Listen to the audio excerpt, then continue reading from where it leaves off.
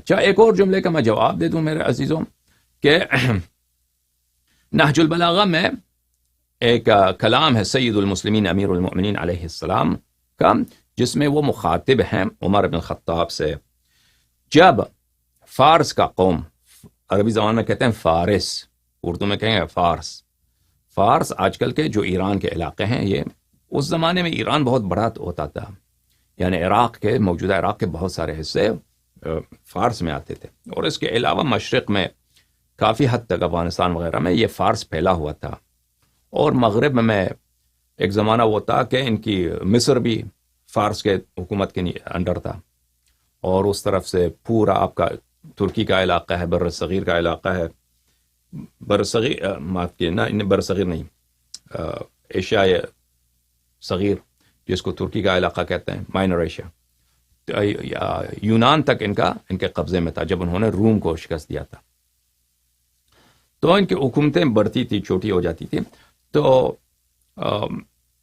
عمر کے زمانے میں مسلمانوں نے روم کو شکست دیا تھا، جو ایسٹرن رومن امپائر تھا، اس کو شکست دیا تھا مسلمانوں نے. وہ پیچھے ہٹے تھے، یعنی ترکی کی جانب ان کی عقب نشینی ہوئی تھی، اور یہ لوگ یونانی زبان میں بات کرتے تھے اس زمانے میں. رومن جو تھے وہ گریک لوگ تھے. اور اس طرف مسلمانوں کے افواج نے، عربوں کے افواج نے ایرانیوں کو کچھ شکست دیا تھا. قادسیہ کا جنگ ہوا تھا اس طرح، اسی مراحل میں قادسیہ کے بعد. تو ایرانوں نے، ایران کے بادشاہوں نے، ایران کا جو بادشاہ تھا، اس ایران کے جو سردار تھے، جو جنرلز تھے، انہوں نے آپس میں مشورہ کیا تھا کہ یہ مسلمانوں کا جو فتنہ ہے اس کو ختم کرنا چاہیے، کیونکہ انہوں نے 2 جنگیں ہم سے لڑی ہیں، ہماری فوج کو شکست دی ہے. تو اگر ہم ان کا حساب صاف نہیں کرتے تو یہ جیسے ان لوگوں نے روم کو شکست دی، ہمیں بھی شکست دیں گے. تو اس کام کے لیے انہوں نے ایک بہت بڑی فوج کو ایران کے مختلف شہروں سے، مختلف صوبوں سے جمع کیا، اور وہ حملہ کرنے کے لیے مسلمانوں کا، عربوں کا حملہ کا جواب دینے کے لیے جمع ہو گئے تھے. نہاوند کے مقام پہ جمع ہو گئے تھے، اور وہاں سے ان کا ارادہ یہی تھا کہ ہم مدائن کو آئیں گے، مدائن فتح کریں گے، پھر کوفہ فتح کریں گے، اور اس کے بعد جائیں گے مدینے تک جائیں گے، یعنی ہم نے خاتمہ کرنا اس فتنے کا. اور بہت بڑی فوج، انہوں نے 1,50,000 کا فوج جمع کیا تھا. تو عمار یاسر رضی اللہ تعالی عنہ اس وقت عمر کی جانب سے وہ فوج کے سربراہ تھے. تو میں آپ کی خدمت میں ایک بات عرض کروں کہ ائمہ طاہرین علیہم الصلاۃ والسلام کی مذہب میں فاسق، فاجر، سلطان کے دربار میں کام کرنا جائز ہے، بشرط یہ کہ انسان کسی پہ ظلم نہ کرے، اور جہاں بھی ہو وہ اہل بیت طاہرین علیہم الصلاۃ والسلام کی مذہب کی خدمت کرے اور شیعوں کی خدمت کرے. ٹھیک ہے نا؟ یہ کام اگر یہ اس جابر سلطان کا کے لیے کام کرنے کا کفارہ ہے پہلے کہ انسان کسی پہ ظلم نہ کرے، یہ تو ظلم بہرحال حرام ہے، اور اس کے علاوہ مذہب کی خدمت کرے اور شیعہ بھائیوں کی خدمت کرے. یہ بہت ساری روایت میں موجود ہے. ٹھیک ہے. تو عمار یاسر نے ایک لیٹر لکھا عمر کو، لیٹر لکھا، اس میں یہی بات لکھا کہ فارس والوں نے بہت بڑا اجتماع کیا، بہت بڑا لشکر بنایا، اور ان کا ارادہ یہی کہ پہلے مدائن کو فتح کریں گے، پھر کوفہ کو فتح کریں گے، اور اس کے بعد آئیں گے مدینے تک. اس واقعے کو کئی لوگوں نے نقل کیا اپنی کتاب میں عزیزوں. طبری نے بھی لکھا ہے، الکامل میں بھی ہے، بہت سارے نے لکھا ہے. میں آپ کی خدمت میں میرے عزیزوں کتاب الفتوح جو ابن عاصم کوفی کا ہے اس میں سے دکھاتا ہوں. اس نے زیادہ تفصیل کے ساتھ لکھا ہے. یہ کتاب ہے الفتوح لابن عاصم الکوفی، چھاپ دار الاضواء، تحقیق علی شیری، جو سنہ 1991 میں کتاب چھپی ہے. ذکر فتح صفحہ 289 میں فتح نہاوند و حروبها و اجتماع الفرس بها، کہ فارس والے نے نہاوند میں اجتماع کیا تھا بہت بڑا. اس میں یہی واقعات جو میں نے ابھی آپ کو لکھا ہے کہ قم، کاشان، اصفہان، فارس، کرمان، یہ سب لوگ آذربائیجان کہاں سے ان کے لشکر آ گئے تھے، جمع ہو گئے تھے، بہت بڑا اجتماع کیا تھا. تو اگلے صفحے میں ہے کہ عمار یاسر نے اس واقعے کا خط لکھا، اس رپورٹ دے دی عمر کو کہ ایسا ہے کہ بہت بڑا لشکر آ رہا ہے. ٹھیک ہے. خط یہ ہے بسم اللہ الرحمن الرحیم لعمر من عمار بن یاسر. عمر کو عمار بن یاسر کا خط. سلام علیک اما بعد ومما حدث. واقعہ میں آپ کو لکھ رہا ہوں کہ یہ ہے کہ اہل الرئی سمنان ساوا ہمدان نہاون اصفہان قوم کاشان راون اسفندہان، یہ اصفہان کے نزدیک کوئی شہر ہوا ہوگا اس زمانے میں، فارس کرمان اور آذربائیجان، یہ سب نہاون میں جمع ہو گئے ہیں 50 و 100 الف من فارس و راجل من الکفار. 1,50,000 گھڑ سوار اور جو پیدل والے ہیں فوجی ہیں، انفینٹری اور کیولری، 1,50,000 وہاں پہ جمع ہو گئے. وہاں پہ ان کے 4 سردار ہیں، سرداروں کا نام بھی لکھا ہے جو ان کے فوجوں کے سردار ہیں، یہ جمع ہو گئے ہیں.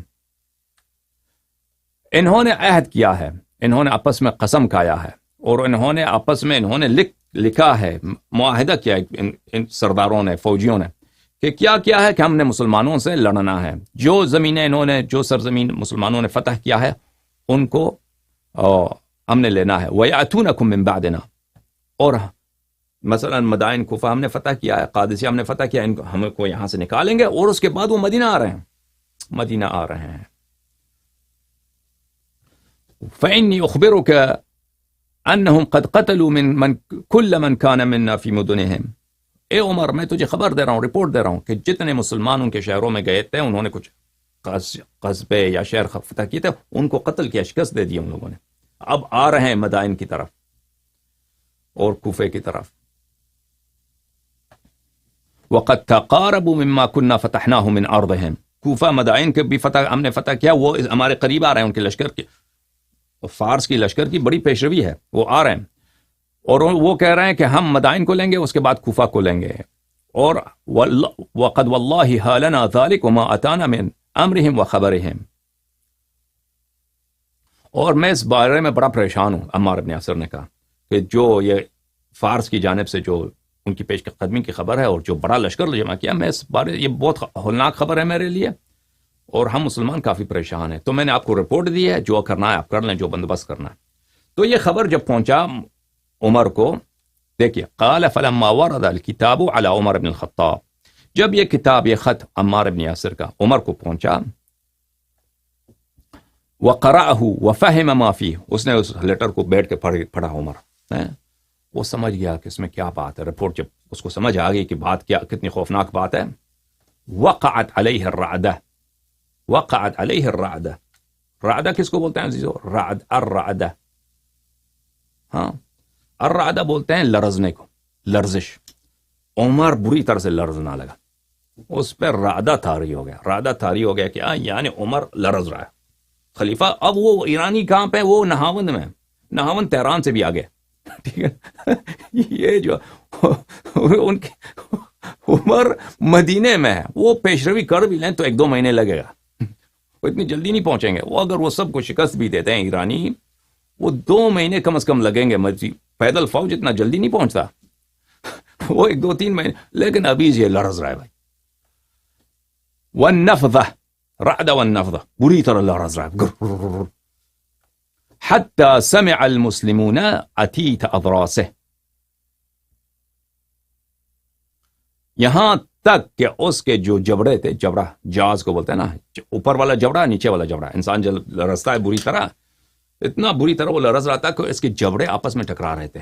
اس کے جبڑے، اس کے دانت جو ہیں اوپر اور نیچے والے، یہ بلا اختیار آپس میں یہ ٹکرا رہے تھے. اور اس کی آواز، اس کی جو آواز اتنی اونچی تھی، یہ سب لوگ سن رہے تھے، مسلمانوں کو سب کو سنائی دے رہا تھا کہ خلیفہ پوری طرح یہ ڈرا ہوا ہے. ثم عمر مشکل سے اپنی جگہ سے اٹھ گیا. حتی دخل المسجد وجعل ینادی، مشکل سے مسجد پہنچ گیا بھائی، اور شروع کیا اس نے نعرے لگانا، ندا کرنے لگا. این المہاجرون والانصار، مہاجرین و انصار کہاں؟ الا فاجتمعوا رحمکم اللہ واعینونی اعانکم اللہ، مجھے آ جاؤ، میری مدد کو آ جاؤ، میں کیا کروں، مجھے مشورہ دے دو. اس کے بعد مسلمان جمع ہو گئے، مہاجرین انصار، سب نے عمر سے یہی کہا کہ لشکر جمع کرو اور تم جاؤ کوفے کو جاؤ، فارس سے لڑنے کے لیے تم جاؤ. تو امیر المؤمنین علیہ الصلاۃ والسلام تشریف فرماتے. عمر نے ان سے کہا کہ تم بھی ایک مشورہ دے دو، آپ مشورہ دے دیں کہ میں کیا کروں. تو اس وقت امیر المؤمنین علیہ السلام نے وہ جو مشورہ دیا ہے وہی کتاب نہج البلاغہ میں ہے. تو میں وہ مشورہ آپ کو دکھاتا ہوں. وہ مشورہ کیا ہے؟ یہ کتاب نہج البلاغہ، چاپ دار الکتب المصری، ومن كلام له علیہ السلام وقد شاوره عمر بن الخطاب في الخروج الى غزو الروم. یہ غزو الروم نہیں ہے، یہ غزو فارس ہے. عمر بن الخطاب نے ان سے مشورہ کیا تھا کہ میں جنگ پہ جانے کے لیے جا رہا ہوں، تو میں جنگ پہ جاؤں یا نہ جاؤں. امام امیر المؤمنین علیہ السلام نے فرمایا وقد توکل اللہ لأہل هذا الدین باعزاز الحوزہ وستر العوران. اللہ تعالیٰ نے خود ذمہ لیا ہے کہ میں اس دین کی حفاظت کروں گا اور اس دین اسلام کو عزت دوں گا اور دین مسلمانوں کے عورات کا میں دفاع کروں گا. ٹھیک ہے نا. تو یہ جو ڈر گئے ہیں آپ کے مثلا فارس والے آئیں گے اور فتح کریں گے، یہ نہیں ہوگا کہ سب مسلمانوں کو نابود کریں گے، یہ ہونے والا نہیں. والذین نصرهم وهم قلیلون لا ينتصرون ومنعهم وهم قلیل لا يمتنعون حی لا يموت. وہ رب، وہ اللہ جس نے مسلمانوں کو پیروزی دی، وہ وقت یہ تھا کہ مسلمان قلیل تھے، ان کو پیروزی، ان کے پیروز ہونے کا کوئی امکان نہیں تھا. وہ اللہ جس نے مسلمانوں کا دفاع کیا، اور مسلمان کم تھے اپنی دفاع نہیں کر سکتے، وہی اللہ آج بھی حی لا یموت، زندہ ہے، مرا نہیں ہے. ٹھیک ہے نا. انک متی تسر الی ھذا العدو بنفسک، اگر تو سیر کرے یعنی تو چلا جائے اس دشمن کے سامنے، تو خود چلا جائے، فتلقہم فتنکب، اور جب تیری لقاء ہو جائے. ملاحظہ فرمائیے سارا جملہ اسی میں ہے کہ کیا فرمایا امیر المؤمنین علیہ السلام نے؟ فتلقہم، جب تیرا فتلقہم یعنی آمنا سامنا ہو جائے، آمنا سامنا یعنی لقاء ہو جائے، دشمن سے جب تیری لقاء ہو جائے، دو لشکر ہیں سامنے آ گئے ہیں. ٹھیک ہے نا. فتنکب کا کیا مطلب ہے عزیزو؟ تنکب کا مطلب ہے بھاگ جائے گا، بھاگ جائیں گے،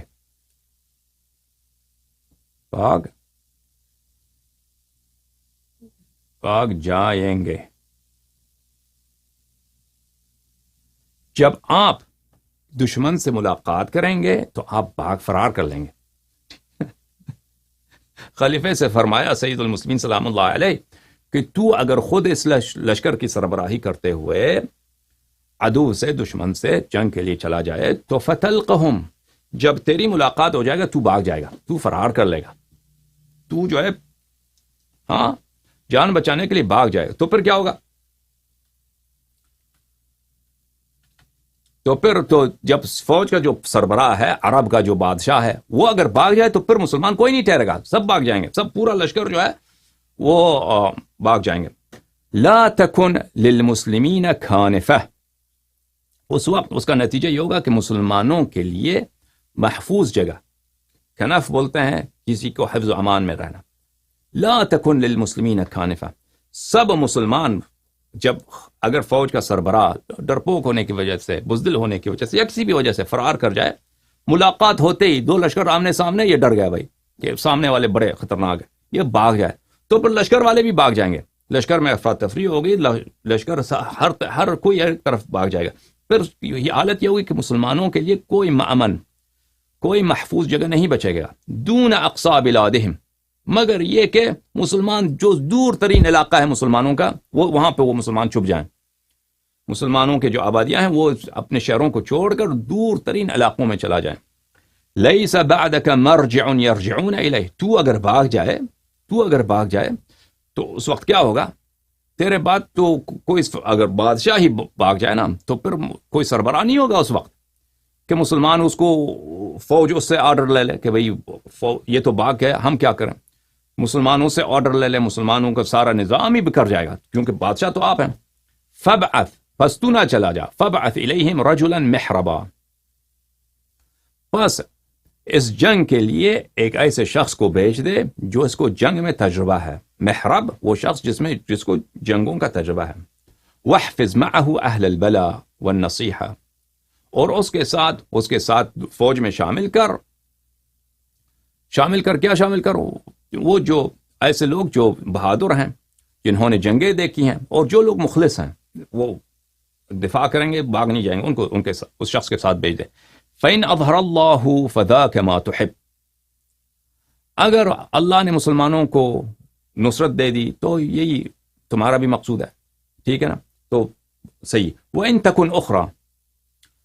تَكُنْ الْأُخْرَى، اور اگر نہیں، مسلمانوں کو نصرت نہیں ہوئی، مسلمان شکست کھا گئے، تو كُنْتَ رِدْعًا لِلنَّاسِ وَمَثَابَةً لِلْمُسْلِمِينَ، تو بادشاہ کم از کم یہاں پہ سالم ہوگا، تو پھر تو دوسری فوج کا بندوبست کر سکے گا، کوئی اندیشہ تدبیر سوچے گا وہاں پہ لوگوں کے پلٹنے کے لیے، ان کے دفاع کے لیے تو یہاں پہ ہوگا، کہ تاکہ ان کے بندوبست کیا جائے کسی دوسرے فوج کا، دوسرے ڈیفنس لائن کا، اور مسلمانوں کے لیے پلٹنے کے لیے تو یہاں پہ ہوگا کہ چلیں جو ہے سینٹرل گورنمنٹ جو ہے ابھی تک محفوظ ہے، ٹھیک ہے نا؟ تو یہ امیر المؤمنین علیہ الصلاۃ والسلام کا جملہ تھا. اب یہاں پہ میرے عزیز جو بات ہے نا، وہ اس کلمے میں ہے، فتلقہم، کہ اگر تیرا ملاقات ہو جائے، تنکب. تلقہم سے اس میں تو کوئی شک نہیں کہ تلقہم کا مطلب یہی ہے کہ جب تیرا ملاقات ہو جائے کفار کے لشکر سے، فتنکب، پس تو بھاگ جائے گا.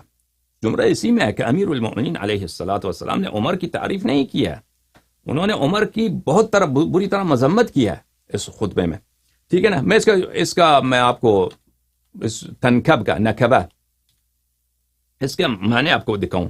یہ تو قرآن مجید میں بھی ہے، ملاحظہ فرمائیے سورۃ المؤمنون میں یہاں پہ آیہ نمبر 74 میں، اعوذ باللہ من الشیطان الرجیم، وَإِنَّ الَّذِينَ لَا يُؤْمِنُونَ بِالْآخِرَةِ، جو لوگ ایمان نہیں رکھتے آخرت میں، عن الصراط لناکبون، راہ حق سے ناکب ہیں.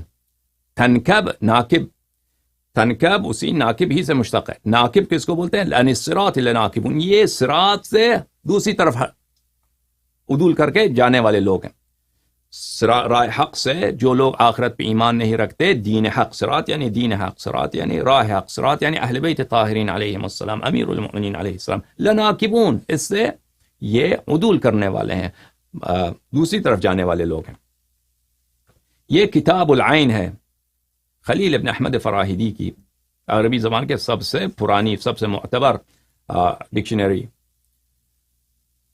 جزء رابع، چھاپ دارالکتب العلمیہ. یہاں پہ ملاحظہ فرمائیے، وَالنَّكْبُ اجتنابك عن الشیء، اجتنابك عن الشیء، کسی چیز سے اجتناب کرنا، دور ہو جانا، اس کو کیا کہیں گے؟ نکبہ. یہ کتاب الصحاح للجوہری، یہ بھی بہت معتبر ڈکشنری ہے. یہاں پہ ملاحظہ فرمائیے صفحہ نمبر 228 میں، نکبہ، نکبہ، کنانته نکبا، کبہن ونکبہ تنکیبا، ای عدل عنہ واعتزلہ. عدل دور ہو جانا، اعتزل دوری اختیار کرنا، تنکبہ ای تجنبہ تجنب کرنا، دور ہو جانا. غریب الحدیث لابن الجوزی، المجلد الثانی، چھاپ دارالکتب العلمیہ، یہاں پہ قال عمر کی روایت میں ہے، نکب عنا فلانا، عمر نے اپنے غلام سے کہا کہ عبداللہ ابن مسعود کو مجھ سے دور کر، عبداللہ ابن مسعود کو مجھ سے دور کر. نکب عنا فلانا، فلانی نحہ، اس کو مجھ سے دور کر، ٹھیک ہے. لسان العرب لابن منظور، مجلد اول، چھاپ دار صادر، یہاں پہ نکبہ میں صفحہ کون سا ہے؟ صفحہ نمبر 270. نکبہ عن الشیء عدل، اس سے عدول کیا اس نے، نکبہ عن الشیء، اس چیز سے اس نے نکب کیا یا اس نے عدول کیا، دور ہو گیا اس. پھر وہ اگلے پیراگراف، وقال رجل من الاعراب وقد كبر، ایک اعرابی تھا، سن اس کا برا تھا، برا ہو گیا تھا. وَكَانَ فِي دَاخِلِ بَيْتِهِ، اپنے گھر میں بیٹھا تھا. وَمَرَّتْ سَحَابَةٌ، بادل وہاں سے گزر گیا. كَيْفَ تَرَاهَا يَا بُنَيَّ، كَيْفَ تَرَاهَا يَا بُنَيَّ، بادل اوپر سے گزر گیا تو اس کو پتہ چل گیا کہ بادل آ گیا ہے. ٹھیک ہے نا. اس نے اپنے بیٹے سے پوچھا کہ بادل کا کیا ہوا، بادل کی خبر دے دے مجھے، جو بارش آئے گی نہیں آئے گی، کیا خبر ہے. قال اراها نكبت وتبهرت. نكبت یعنی عدلت. اس کے بیٹے نے کہا کہ بادل نكبت، بادل دور ہو گیا، بادل چلا گیا، بھاگ گیا یہاں سے. تبہرت، آسمان صاف ہو گیا. قال الازہری نكب فلان عن الصواب عدل عنه. نكب یعنی عدول کرنا، دور ہو جانا. عمر کے حدیث میں ہے کہ اس نے ہنئی اپنے غلام سے کہا نکب عنا ابن ام عبد اینحہ عنا، عبداللہ ابن مسعود کو مجھ سے دور کر. ٹھیک ہے نا. تو نکبہ کا مطلب ہے دور کرنا. تو امیر المؤمنین علیہ السلام نے فرمایا جب دو لشکروں کی ملاقات ہو جائے گا، ہاں ٹھیک ہے نا، تو لڑنے والا آدمی تو ہے نہیں کہ تو ایک بہادر شجاع آدمی، تو ہمیشہ جنگوں سے بھاگا ہوا آدمی، فراری ہے. تو ہمیں پتہ ہے کہ تو کیا ہوگا وہاں پہ. جو دو لشکروں کا ملاقات ہوگا، فتلقہم فتنکب، تیری ملاقات، تیری جب تو روبرو ہوگا، آمنے سامنے ہوگا فارس سے یا جو روم سے جو بھی ہے ان سے، تو کیا تیری حالت ہوگی، فتلقب، تو نکل جائے گا وہاں سے، بھاگ جائے گا. اس کے بعد مسلمانوں کے لیے کوئی امن کی جگہ نہیں ہوگی، کیونکہ لشکر بکھر جائے گا، لشکر کو شکست ہو جائے گا. ٹھیک ہے نا. تو یہ جو مشورہ دیا ہے اس سے امیر المؤمنین علیہ السلام اس کے مشیر نہیں بنے. ایک تو ایک شخص ہوتا ہے نا، اس کا وزیر ہے، مشیر ہے کوئی شخص، اس کو تنخواہ ملتا ہے، اس کا کام ہی مشورہ دینا. اس طرح نہیں ہوا. اس عمر نے سب مسلمانوں کو بلایا کہ مشورہ دے دو، اور سب جو مشورہ دے رہے تھے غلط مشورہ دے رہے تھے. کیونکہ اگر عمر جاتا وہاں پہ اور میدان جنگ میں سے بھاگ جاتا، اور وہ جو کافر تھے مثلا، چاہے روم ہو چاہے ایران ہو، وہ تو نہیں کہتا کہ شیعہ یا غیر شیعہ، وہ تو آ کے قتل عام کرتے مدینے تک. ٹھیک ہے نا. سب مسلمانوں کو قتل عام کرتے، مسلمانوں سے جان چھڑانے کے لیے، ہمیشہ کے لیے قتل عام کرتے. تو اس وقت جب اس پورا اسلام ہی خطرے میں ہے، یہ عمر کو بچانے والی بات نہیں ہے. یہ اسلام کو بچانے کے لیے کہ اسلام کا ایک ایسا سربراہ ہے جو بہت نالائق آدمی ہے، اس میں بہادری ہے ہی نہیں، اور سب اس کو غلط مشورے دے رہے ہیں کہ تو چلا جا میدان جنگ میں، اور یہ میدان جنگ میں جائے گا، یہ بھاگ جائے گا، فرار کرے گا. ٹھیک ہے نا. تو اس کو بتایا کہ تو نہ جا، تو اسلام کا بیڑا غرق کر دے گا، تو ادھر ہی رہ دے، کوئی اچھا آدمی، کوئی جنگ والا آدمی ہے اس کو بھیج دے. تو بھائیو، اس سے یہ اس عمر کی خیر خواہی کی بات نہیں ہے کہ امیر المؤمنین علیہ السلام عمر کی خلافت کو بچانے کے لیے، عمر سے محبت کے لیے انہوں نے یہ بات کہی ہے. بات واضح ہے کہ امیر المؤمنین علیہ السلام نے عمر کی تاریخ کے لیے اس طرح بے عزتی کی ہے اس خطبے میں، اس کلام میں، کہ اس کی کوئی آبرو ہی نہیں بچی نا. ٹھیک ہے. پہلی تو بات تو یہ ہے کہ اس کو بولا سب کے سامنے کہ تو بھاگ جائے گا. دوسری بات یہ ہے کہ اس میں جو مشورہ دیا گیا ہے وہ جب پورا اسلام کو کافر فوج سے خطرہ ہے اس کے بچانے کے لیے، نہ کہ عمر کی خلافت کی تصحیح یا عمر کی خلافت کی شرعی بات بتانے کے لیے. ٹھیک ہے عزیزو، بات سمجھ میں آئی؟